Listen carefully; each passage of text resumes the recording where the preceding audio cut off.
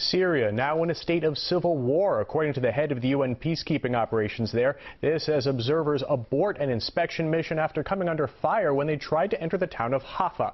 For more on the situation, there we go to our correspondent Marina Portnaya live in New York. She often works with the UN and is covering this story. Now, the world body is calling the Syria conflict a civil war now. What is the impact this is likely to have at the Security Council?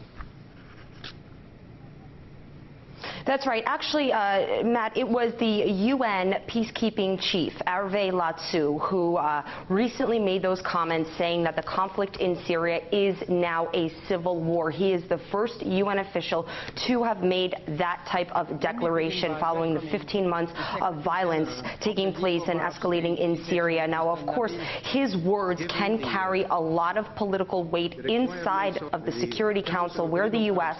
and its Western allies are pushing for sanctions against the Assad government. Now, this has been a campaign ongoing for months now, the U.S. pretty much leading it, trying to get Russia and China to agree on international sanctions against Syrian President Bashar al-Assad. Up until this point, Russia and China have opposed any type of international pressure in the form of sanctions, instead referring to Kofi Annan's 6-point peace plan and fully supporting that. So, of course, these statements coming from a top UN official declaring civil war in Syria can be a game changer within the Security Council in the days ahead.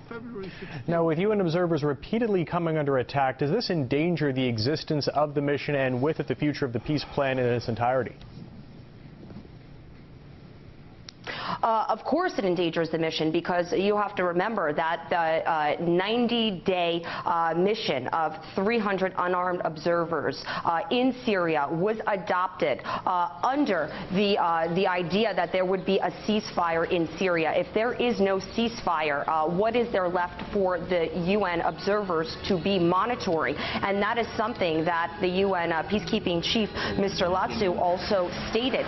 We should mention that the UN said that 3 UN vehicles were fired upon when monitors were trying to enter the Syrian town of Al-Haifa on Tuesday. According to the UN, the crowds were throwing rocks and metal rods at the UN cars, and also there were shots fired at the cars. Nobody was injured, but clearly this increases the amount of danger surrounding the UN peacekeepers that are in the country to observe a supposed ceasefire that was supposed to be implemented back in August. Next month, this 90-day mandate for the Syrian mission, the UN Syrian mission, expires. And some council members may not be willing to renew this mandate if they feel that the UN observers will be in danger if they are in Syria, which has now been deemed a civil war. And finally, Marina, with each passing day, we hear increasingly horrific reports of atrocities going on in Syria. How much pressure is there right now for an intervention into this?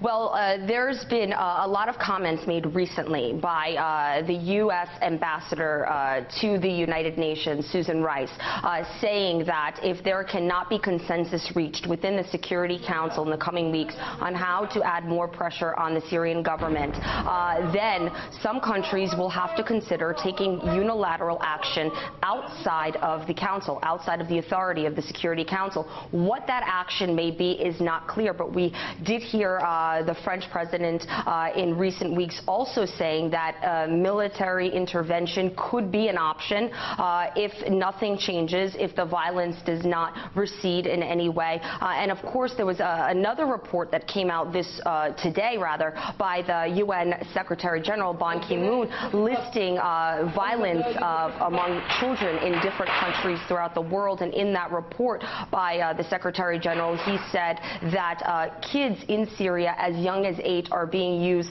as shields.